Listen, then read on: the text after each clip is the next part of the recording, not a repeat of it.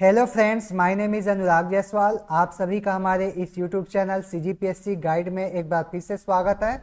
आज के हम अपने इस वीडियो लेक्चर में छत्तीसगढ़ में कृषि से संबंधित वस्तुनिष्ठ प्रश्न का दूसरा भाग देखेंगे, जो कि आर्थिक सर्वेक्षण 2024-25 पर बेस्ड रहेगा।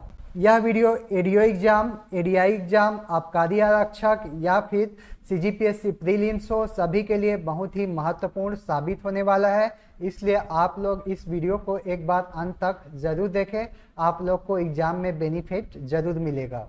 हम लोग वीडियो को आगे बढ़ाएं उससे पहले मैं आप लोग को बताना चाहूँगा कि बहुत सारे स्टूडेंट को डाउट था कि आप जो डाटा पढ़ा रहे हैं वो 2023-24 का क्यों बता रहे हैं। तो जो आर्थिक सर्वेक्षण 2024-25 है उसमें जो डाटा दिया गया है वो 2023-24 का ही है। ठीक है, कौन से वित्तीय वर्ष का है? 2023-24 का ही है और यही आप लोगों के लिए लेटेस्ट डाटा है, तो इसको ही आप लोग को फॉलो करना है। तो चलिए अब हम लोग अपने आज के इस वीडियो लेक्चर को प्रारंभ करते हैं। हमारा पहला प्रश्न है, 30 जून 2024 की स्थिति में छत्तीसगढ़ में कृषि फसलों का शुद्ध बोया गया क्षेत्रफल कितना है? तो हमारे पास ये चार ऑप्शन है, जिसमें से हमारा सही उत्तर ऑप्शन ए 46.16 लाख हेक्टेयर। ठीक है, तो आप लोग को याद रखना है 30 जून 2024 की स्थिति में छत्तीसगढ़ में कृषि फसलों का शुद्ध बोया गया क्षेत्रफल कितना है? तो 46.16 लाख हेक्टेयर। हमारा अगला प्रश्न है, 30 जून 2024 की स्थिति में छत्तीसगढ़ में कृषि फसलों का कुल बोया गया क्षेत्रफल कितना है? तो हमारा जो सही उत्तर है वो है ऑप्शन ए 55.23 लाख हेक्टेयर। ठीक है, तो आप लोग को याद रखना है 30 जून 2024 की स्थिति में छत्तीसगढ़ में कृषि फसलों का कुल बोया गया क्षेत्रफल 55.23 लाख हेक्टेयर है। हमारा अगला प्रश्न है, 30 जून 2024 की स्थिति में छत्तीसगढ़ में कृषि फसलों का शुद्ध बोया गया क्षेत्रफल से संबंधित कौन सा कथन सत्य है? तो हमारे पास ये चार ऑप्शन है, जिसमें से पहला है सर्वाधिक शुद्ध बोया गया क्षेत्रफल वाला जिला महासमुंद है, जो कि बिल्कुल सत्य है। दूसरा है न्यूनतम शुद्ध बोया गया क्षेत्रफल वाला जिला नारायणपुर है, तो ये भी बिल्कुल सत्य है। इसलिए हमारा जो सही उत्तर होगा वो है ऑप्शन सी उपरोक्त दोनों। यहाँ पर दोनों ही कथन बिल्कुल सत्य है। हमारा अगला प्रश्न है, 30 जून 2024 की स्थिति में छत्तीसगढ़ में कृषि फसलों का कुल बोया गया क्षेत्रफल से संबंधित कौन सा कथन सत्य है? तो हमारे पास ये चार ऑप्शन है, जिसमें से पहला है सर्वाधिक कुल बोया गया क्षेत्रफल वाला जिला बेमेतरा है, जो कि बिल्कुल सत्य है। दूसरा है न्यूनतम कुल बोया गया क्षेत्रफल वाला जिला नारायणपुर है, जो कि बिल्कुल सत्य है। इसलिए हमारा जो सही उत्तर होगा वो है ऑप्शन सी उपरोक्त दोनों। यहाँ पर दोनों ही कथन सत्य है।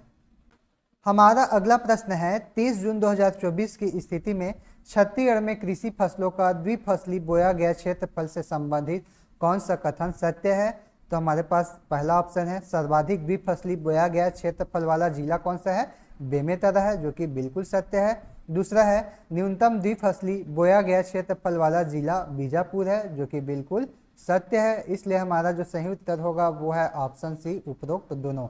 यहाँ पर दोनों ही कथन बिल्कुल सत्य है। हमारा अगला प्रश्न है, आर्थिक सर्वेक्षण 2024-25 के अनुसार सितंबर 2024 तक छत्तीसगढ़ का कुल सिंचाई क्षमता कितना है? तो हमारा जो सही उत्तर है वो है ऑप्शन ए 21.76 लाख हेक्टेयर। आप लोग को एक चीज़ और याद रखना है, जब छत्तीसगढ़ राज्य का निर्माण हुआ था उस समय छत्तीसगढ़ का कुल सृजित सिंचाई क्षमता कितना था? तो 13.28 लाख हेक्टेयर था। और राज्य के निर्माण के पश्चात अभी वर्तमान समय में हम लोग देखेंगे कि छत्तीसगढ़ का कुल सृजित सिंचाई क्षमता में कितना वृद्धि हुआ है? तो 8.48 लाख हेक्टेयर।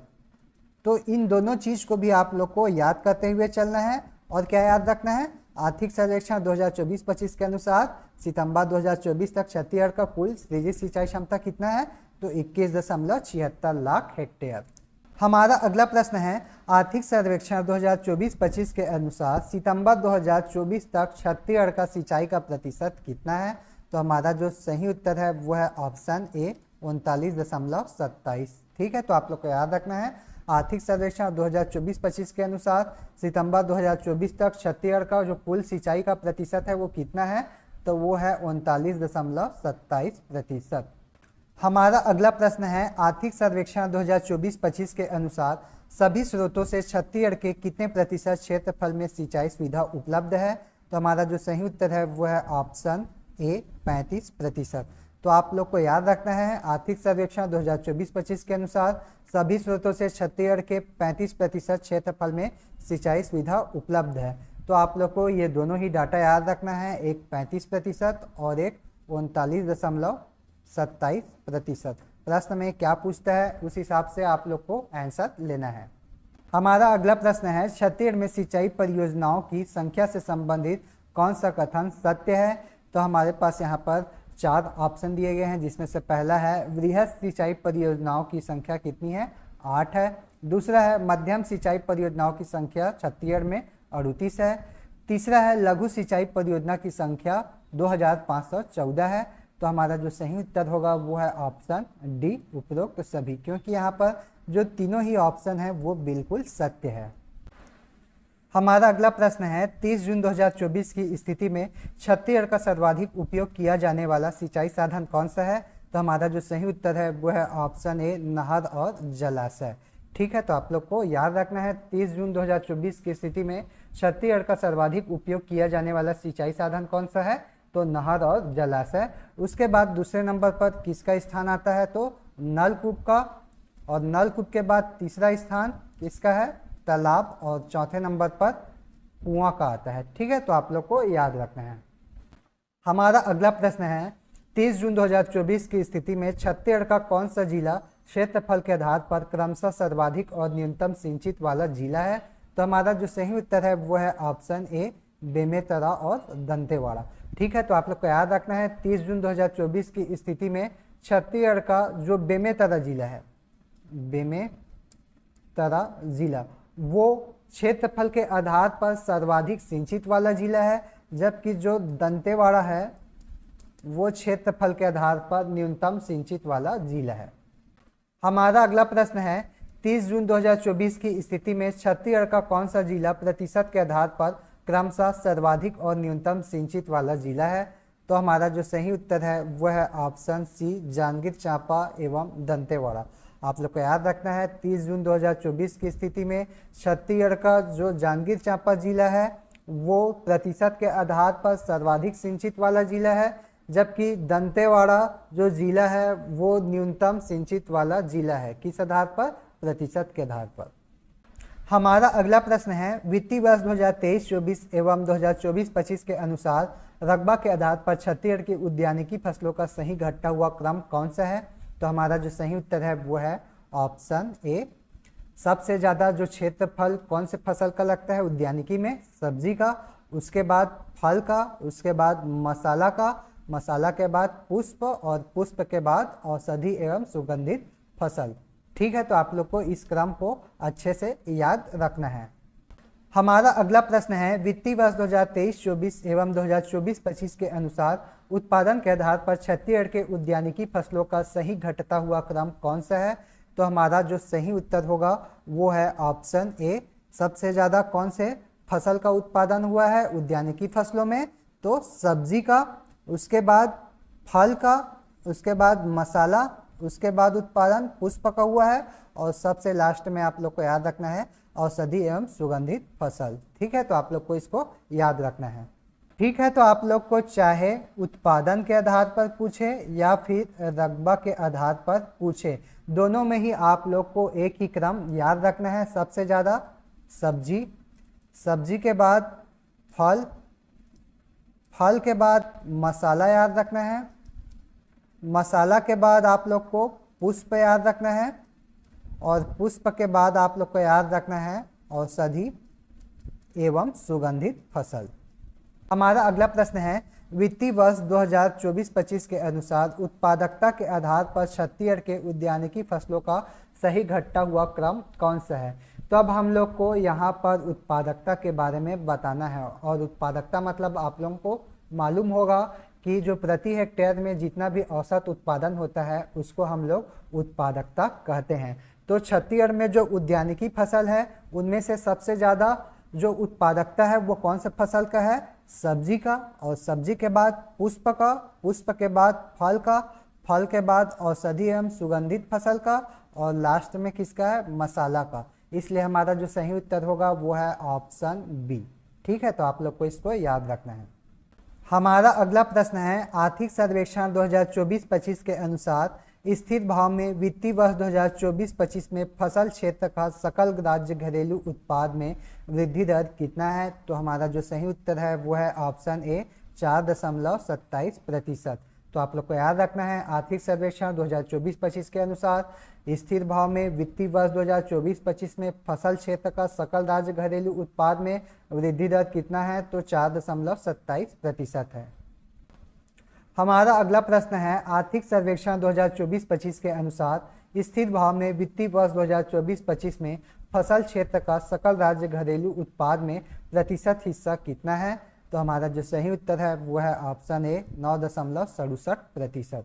आप लोग को याद रखना है, आर्थिक सर्वेक्षण 2024-25 के अनुसार स्थिर भाव में वित्तीय वर्ष 2024-25 में फसल क्षेत्र का सकल राज्य घरेलू उत्पाद में प्रतिशत हिस्सा 9.67% है।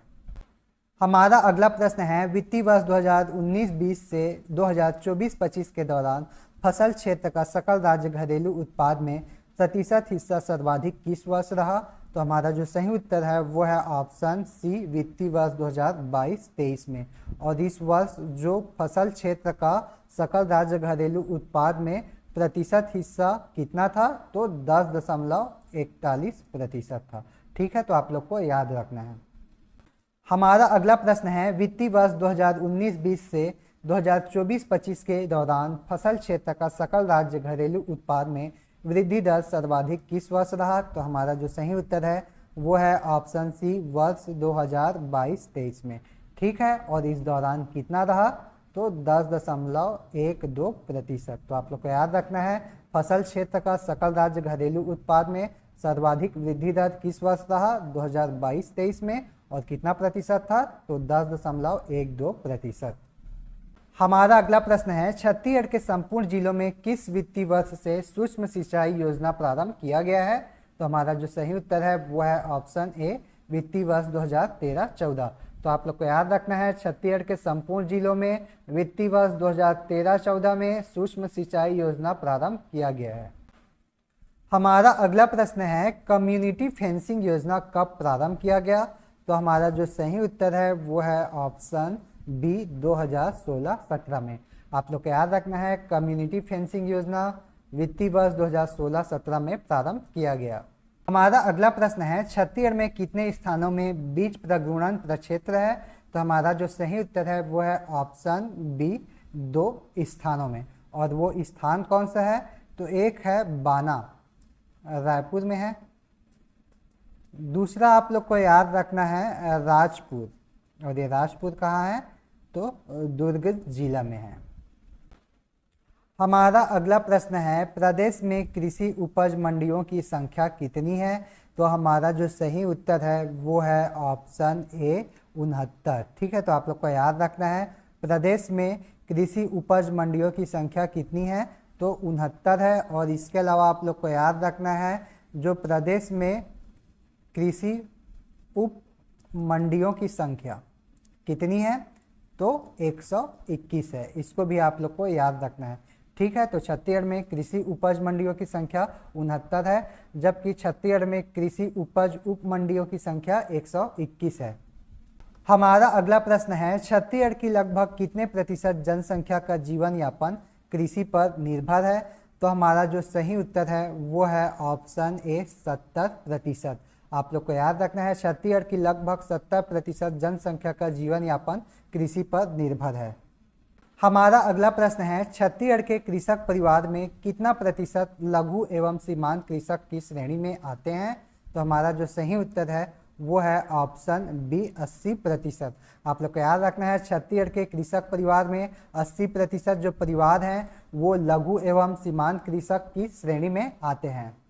हमारा अगला प्रश्न है, छत्तीसगढ़ में कृषक परिवार की संख्या कितनी है। तो हमारा जो सही उत्तर है वो है ऑप्शन ए 40.10 लाख। आप लोग को याद रखना है, छत्तीसगढ़ में कृषक परिवार की संख्या 40.10 लाख है। तो यह था हमारा आज का वीडियो लेक्चर, जिसके अंतर्गत हम लोगों ने छत्तीसगढ़ में कृषि से संबंधित महत्वपूर्ण वस्तुनिष्ठ प्रश्न देखा है। यदि आप लोगों को यह वीडियो पसंद आता है तो इस वीडियो पर लाइक और कमेंट करना ना भूलें। साथ ही हमारे इस चैनल को सब्सक्राइब जरूर करें। आज के लिए बस इतना ही, धन्यवाद।